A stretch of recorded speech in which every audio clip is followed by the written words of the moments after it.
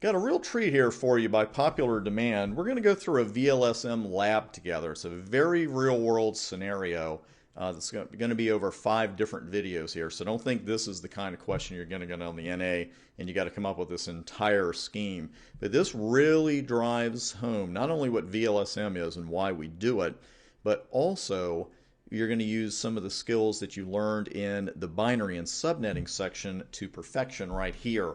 And this is as real world as it gets.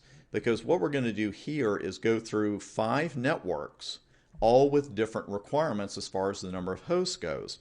Because it's great to know, obviously it's fantastic to know, how many valid subnets you have and how many hosts per subnet. But oftentimes in the real world, you don't need your subnets to all have the same number of valid hosts.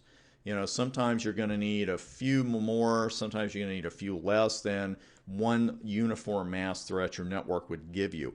Especially, we like to plan for future growth and everything, but let's say that you had 4 hosts on an Ethernet segment, and the particular subnetting scheme that you were using gave you several hundred addresses for that. But yet your addresses are tight in another part of your network. Then you could use VLSM to do what I call tighten, you tighten the mask, you make it more restrictive, you cut down on the number of host addresses while of course always leaving yourself a little bit of breathing room and of course always conserving addresses. If you have a segment that only needs 2 addresses, don't give it, don't allow it to have 300 or 400, something like that.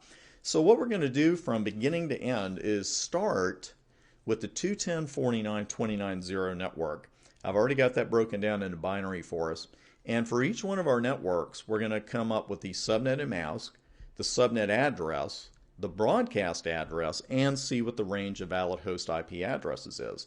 So let's dig into this one. First off, network A here needs at least 20 valid host addresses. This is the way I like to approach it. It's always worked well for me in VLSM, and it'll work well for you. The question I always ask myself is, what is the lowest number of host bits in a mask that's going to meet my requirement?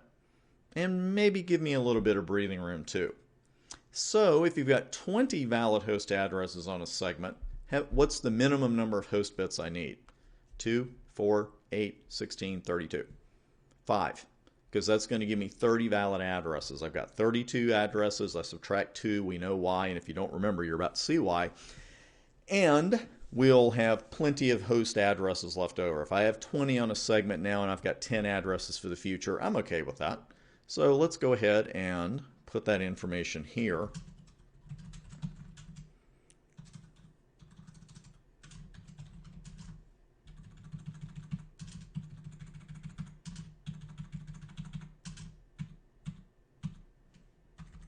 I don't know about you, but sometimes when you start writing or typing those ones, it's hard to stop.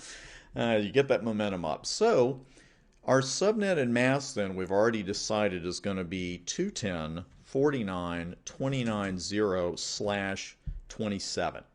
So we know what our subnet mask is without any figuring out. What's another name for this address though? Another name for this address is the all zeros address, because all of the host bits in the address are set to 0. So there's no real figuring involved there, but there's a little bit of figuring involved in what the broadcast address is. What is the broadcast address for this segment? It is 210.49.29.31, because your broadcast address is going to be when all your host bits are set to 1, and none of the other values in that octet are set, so it's going to be 210.49.29.31.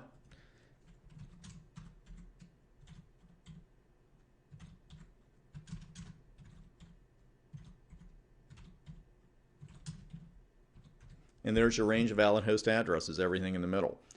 It's just that simple. We know how to do this. It's just with VLSM. You know what you're doing with the other subnetting that we've been doing?